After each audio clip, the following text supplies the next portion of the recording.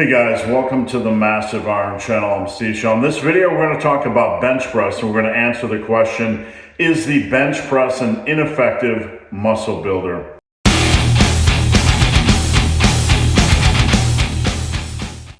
Before I get into that topic, if you have any questions or comments, drop them down below. The best topic ideas I turn into videos just like this. All right, so I woke up this morning, Sunday. I'm flipping through the Instagram, checking some stuff just to see what the scoop of the day is, what's going on and what people are talking about.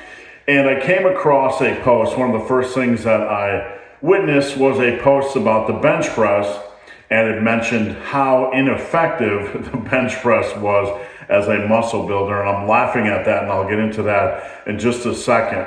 Now, anybody that's been in the fitness or lifting industry for a while has come across posts like this. They've come across posts like the squat is ineffective, or is going to cause more chaos than good. It's going to get you injured. The deadlift isn't an effective back builder. Overhead presses don't build mid-delts. We've all seen this stuff, right? Don't do this exercise. Squats aren't the best muscle builder for your quads. On and on and on. And I want to clear some things up in this video because this is a recurring theme in the lifting industry. You get coaches or influencers or however you want to frame them that will get on this magic box called YouTube or Instagram, and they'll scare people away from primary movement patterns. And I'm going to discuss what the primary movement patterns are in this video and why you should always continue to focus on them and don't listen to the advice of these influencers. Now, this might be information you've heard before, but if you haven't, it'll be a good tool to keep in your toolbox when it comes to lifting. When it comes to muscle building, there are basically 6 primary movement patterns that we want to focus on. We want to focus on the horizontal press, okay? If we're standing up, it's basically pressing towards the horizon. So the horizontal press, and that is things like the bench press, the push-up, whatever variations you want, the dumbbell bench, the barrel press, the chest press. So we have the horizontal press, and we have the opposite of that movement pattern, which is the horizontal pull or row. Now, the horizontal pull and row, you're going to have things like pendlay rows, dumbbell rows, seated cable rows, etc. So we have those opposing movement patterns, and those are staples when it comes to muscle building. So when an influencer gets on social media and tries to get you to remove a horizontal press, you can see why it doesn't make sense, because it's the same movement pattern whether you're doing a dumbbell bench, a barbell bench, a push-up, a machine chest press. If we're going to say we have to remove one, why would we not have to remove all of them? This doesn't make any sense at all. Just because it's a static position, a different type of tool, or a different piece of equipment doesn't mean we remove it from our rotation. The best approach when you're attacking these movement patterns is to attack them with a number of quality exercises. And this is something I teach in the Massive Iron world. We probably want a barbell press, we probably want a dumbbell press, and we probably want to work in a plate loaded or machine chest press as well.